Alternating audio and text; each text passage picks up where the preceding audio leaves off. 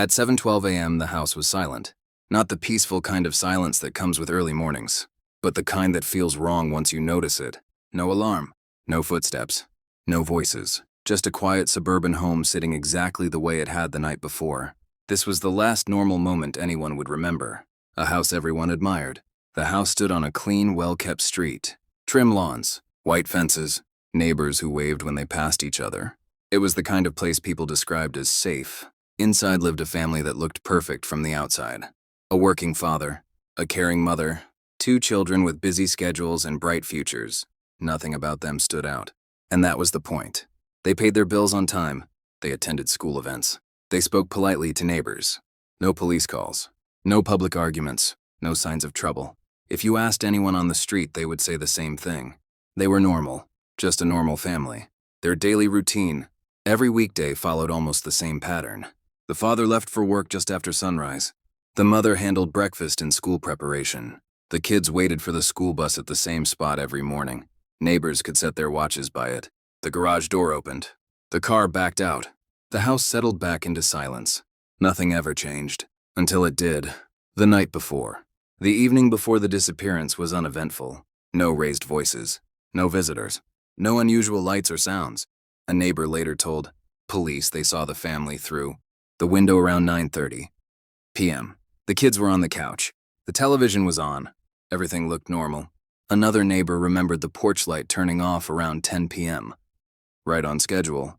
That detail would become important later, because after that moment, no one could say for sure what happened inside the house. Morning without movement. The next morning, the school bus arrived. It stopped. The door opened. The driver waited. No children came out. At first, no one thought much of it. Kids get sick. Parents oversleep. Schedules change. But when the bus returned the next day and the next, questions began to form. Still, no one knocked on the door. Not yet. The first red flag. The real concern started when the father didn't show up at work. He was never late. Never missed a shift. Never failed to call. His phone went straight to voicemail. Co-workers assumed it was a technical issue, or maybe a family emergency. But when the mother didn't answer her phone either, concern turned into worry. And when the children didn't appear at school for 3 days in a row, the worry turned into something heavier, something colder. Inside the house. When police finally entered the house, they expected chaos. What they found instead was order. Beds neatly made, dishes washed and stacked, clothes folded. There were no signs of a struggle. No broken furniture. No blood. No forced entry. The house looked ready for the family to walk back in at any moment, but they didn't. What was left behind? Wallets were still inside the house. Purses untouched. Shoes lined up by the door. Even the family car was still parked in the driveway. Passports were there. Cash was there. Important documents untouched. Nothing suggested a planned disappearance, and nothing suggested violence. That contradiction became the heart of the mystery. The street reacts. As police presence increased, the neighborhood changed. Curtains moved more often. People whispered instead of waved. Parents walked their children to school. Everyone began replaying their memories. Did they hear anything that night? Did they see anything unusual? Did they miss a sign? The answers were always the same. No, no, no. Why this case was different. Families disappear. Crimes happen. But this case felt wrong in a way investigators couldn't immediately explain. There was no motive, no evidence, no direction. It was as if the family had stepped out of their lives and vanished without leaving a shadow.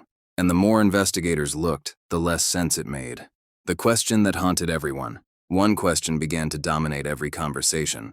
If nothing was wrong, if no one forced them, if they didn't plan to leave, then why did they disappear? Because as investigators dug deeper, they would discover that the family's perfect life wasn't as simple as it looked. And the first real clue would come from something no one paid attention to, until it was too late. The morning they didn't wake up, the front door was unlocked. That detail seemed small at first, almost meaningless. But in a case with no answers, small details mattered the most. The house had never been left unlocked overnight. Neighbors were certain of that. The father checked the lock twice every night. It was a habit. Yet on the morning police entered, the door opened with no resistance. Inside the silence, nothing had been disturbed. The television was off.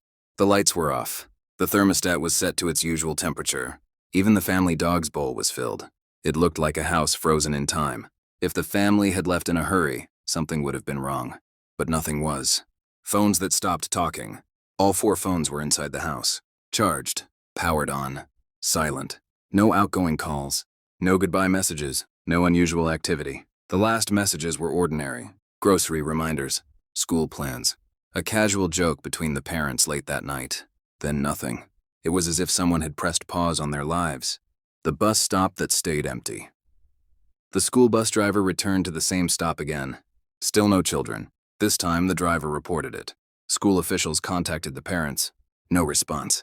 By the end of the day, the absence was no longer accidental. It was official. A family of 4 was missing. The first search. Police searched the house inch by inch. Closets. Bathrooms. Garage. No sign of a struggle. No hidden note. No clue pointing outward. Neighbors gathered outside, watching in silence. Some of them cried. Others just stared at the house, trying to understand how people could disappear without leaving a trace. The neighborhood speaks. As officers went door to door, the same story repeated. No shouting. No unfamiliar cars. No late-night visitors. One neighbor remembered hearing a car pass late at night, but cars passed every night. Another thought they saw a light turn on briefly, but couldn't be sure. Nothing solid enough to follow. The unlocked door question.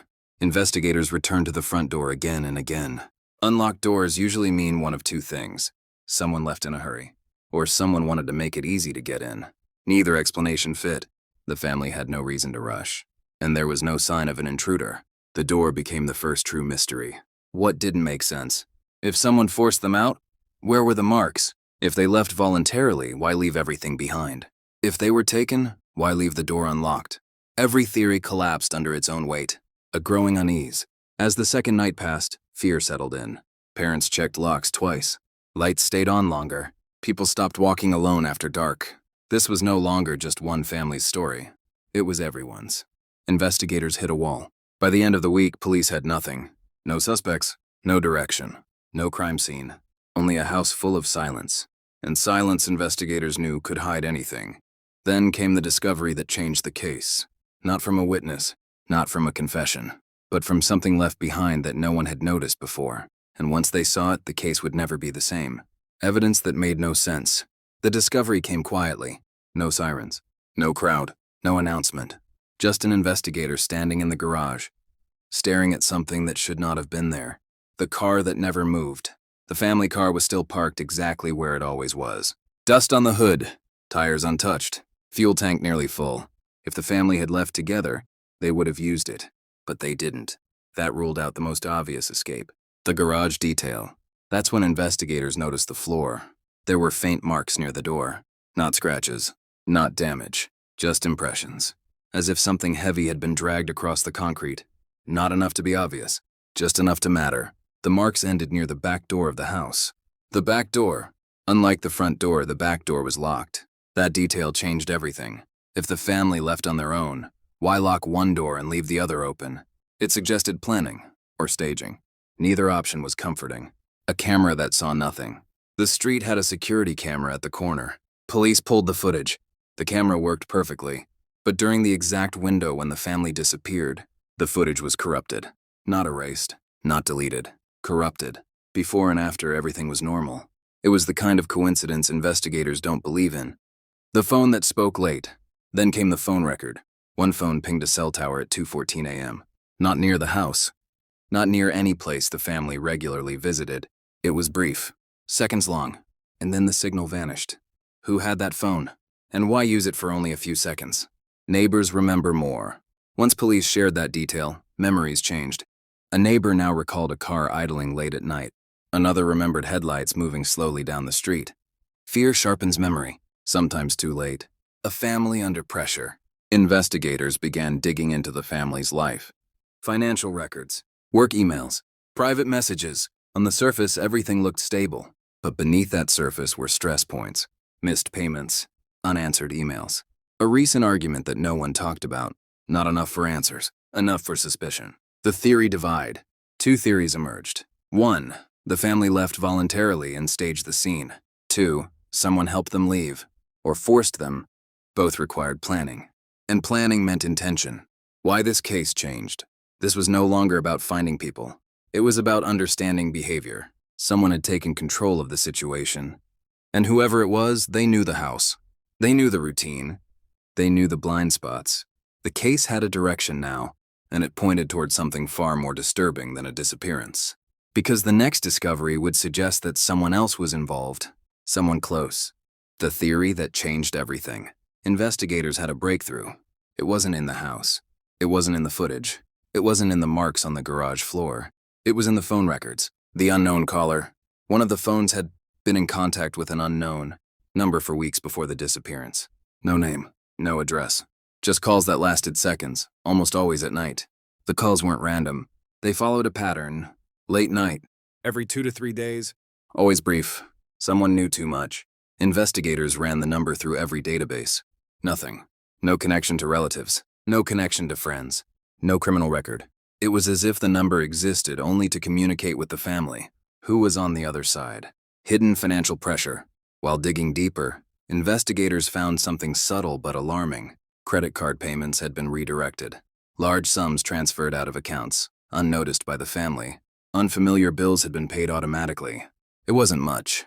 Not enough to explain disappearance, but enough to show someone had access to their lives. A friend or foe. A family friend became a focus. The same friend who had visited last month. The friend who knew the family's schedule. The friend who had a key to the house, in case of emergencies. That key suddenly looked suspicious. Was it care? Or was it opportunity? Contradictory witness statements. Neighbors began speaking up. One said they saw the father arguing on the phone late at night. Another swore they heard a woman's voice in distress. Yet another saw lights flicker inside the house after midnight. Some statements conflicted. Others were vague. But together, they painted a picture of tension no one had noticed before. A staging that made sense. Investigators started considering a chilling possibility. Someone had planned this meticulously. They left no trace of struggle. Everything appeared normal, and yet the family was gone. Every detail, the unlocked door, the untouched car, the corrupted footage, now fit into a deliberate design. A night of secrets, piecing together timelines. Investigators realized the family's life wasn't as perfect as it seemed. Late-night calls, hidden financial transfers, mysterious visitors, small arguments overlooked. Each clue alone seemed harmless. Together, they told a story of manipulation, planning, and control. The twist emerging. And then came the twist. It wasn't just about the family. It wasn't just about someone outside the house. Evidence began pointing to someone inside their circle. Someone trusted. Someone with access. The theory that started as speculation was quickly becoming the only explanation. The investigators now had a direction. A person of interest had been identified. And what they discovered next would finally start to reveal why the family vanished, and who could have orchestrated it so flawlessly. The truth no one expected. By the time investigators narrowed their focus, everything pointed to someone the family trusted completely. Not a stranger. Not an outsider. Someone inside their circle. The friend who knew too much. The family friend with the spare key became the center of attention. Interrogations revealed subtle manipulations. Conversations the family couldn't remember. Advice that seemed helpful but created dependency. Access to finances and household routines. It became clear. This person had watched them, waited, and planned meticulously. The missing evidence. Investigators finally recovered fragments of the corrupted CCTV footage. What they saw changed everything. A single figure moving quietly through the house. No panic, no struggle. Every action deliberate. Every moment calculated. It was the friend. Motive hidden in plain sight. Why would someone do this? The motive was a mix of envy, control, and opportunity. Financial gain through redirected payments. Personal satisfaction from controlling the family. The thrill of remaining undetected. A person who seemed kind, caring, even trustworthy, was hiding a dark obsession. The investigation's conclusion. The case was officially closed after months of piecing together. Phones traced to hidden locations.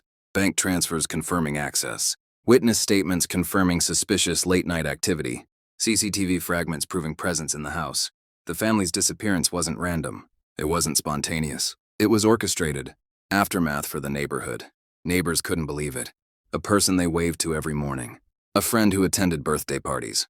Gone, replaced by suspicion and fear. The house that looked perfect on the outside was now a cautionary tale. The last mystery. But even after the arrest and recovery of the family, questions lingered. How did someone so close hide their intentions for so long? Could this happen again? Were there subtle signs they all missed? Investigators, neighbors, and the world learned a bitter lesson. Appearances can deceive, trust can be dangerous, and sometimes The most ordinary lives hide the darkest secrets.